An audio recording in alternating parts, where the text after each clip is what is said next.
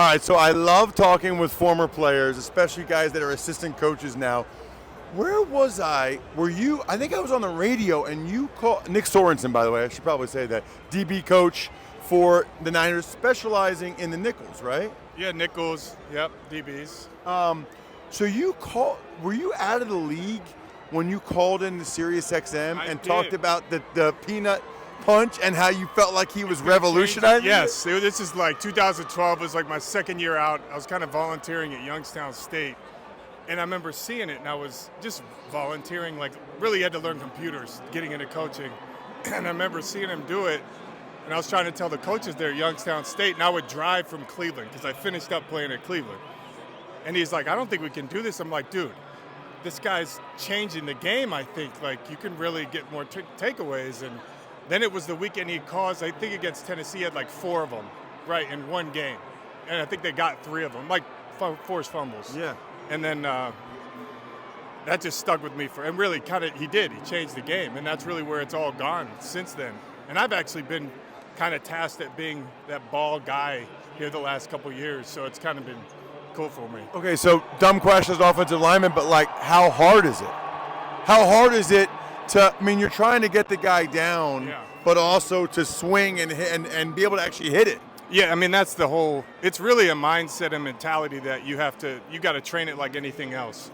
I think for us, there's certain guys that are better at it. Fred Warner's been really good at it. Law will be good at it too, and he does it at times. And Logan Ryan's got a history of it. He joined our team late in the season. He's got like 14 forced fumbles in his career. The main thing is that you're not like really trying to sacrifice missing the tackle for the ball. You want to attack it, but at the same time make the tackle. So that's the main thing is, can I make the tackle? Can I get a takeaway? Can I punch the ball out?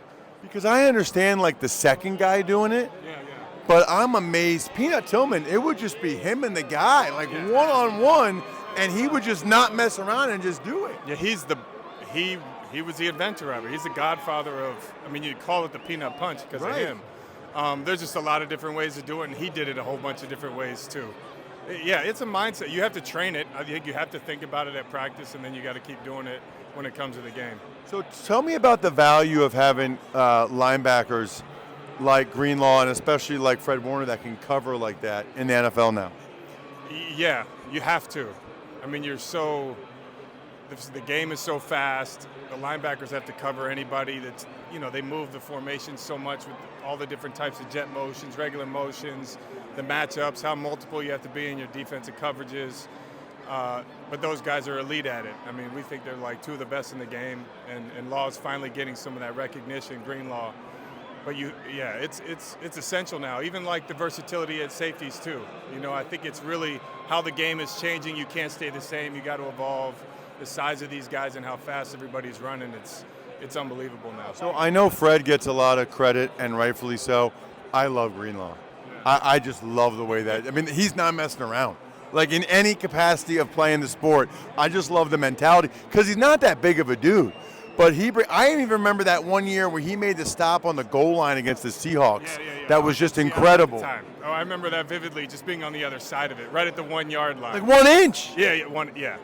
Whatever it was. Huge here for San Fran. I was on the other side of it at the time. He's a stud, and you're right. And we kind of joke.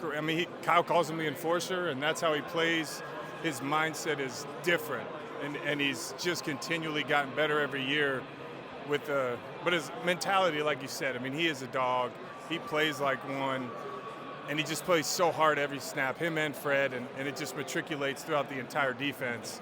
But like I said, Kyle calls him that, like he's got that enforcer mindset for our defense and how he'll finish guys off, and he's fun to watch. What year is this for you now? Here?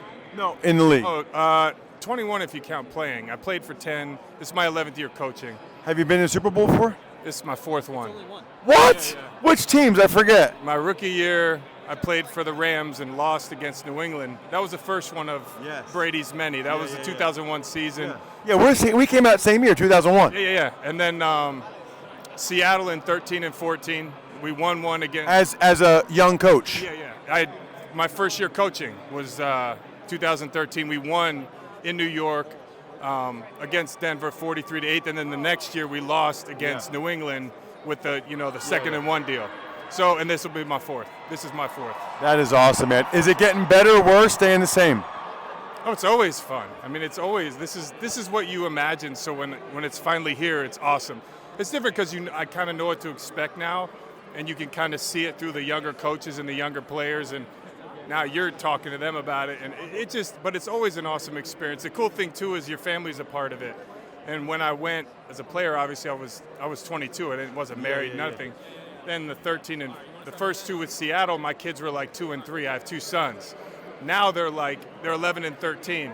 So just celebrating with them on the field in the NFC Championship game, I was like, hey guys, it's gonna be like the other times. They're like, Dad, we don't remember. That was 10 years ago, 11 years ago with Seattle. So there's always stages in life, and that part of it's cool.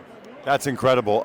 Talk to me about Kelce and just what makes him still so good. I thought during the year that maybe, I don't know if he was banged up or maybe just had lost a little bit, but in the playoffs, it's like he's right back to doing what he's always done.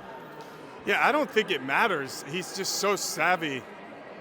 I don't think it matters how fast he's moving sometimes, because him and Mahomes are so tied in together that once he is open for that small window, that he's going to hit him. And he's just so good about, like, it's as if he's reading defenses as he's running his route, like a lot of guys do, but he's just like the best at it. And Mahomes and him together are elite at what they do together. They're so tied together, and he's hard, and he has really good hands, and he's really big. He's got a lot of length, and his short area separation is incredible. Nick, great talking with you, man. So happy for you. Have fun. I'm surprised you remember that from way back. Oh, heck yeah, man. I got a good memory, yeah. I called like at 6 in the morning. I'm driving from Cleveland to Youngstown. I can't believe I did it. It's the only time I've ever called a radio in my life. And I've called it, anytime I've been broadcasting, I've called it the peanut punch ever since then. You know what's really crazy about it, in all sincerity, some people don't know what I'm talking about. When I call it a peanut punch in a game, like on TV, they'll be like, that's funny, I never heard that before. I'm like, no, it's like from Peanut Tillman, Charles Peanut Tillman. Not everybody like remembers that or knows that.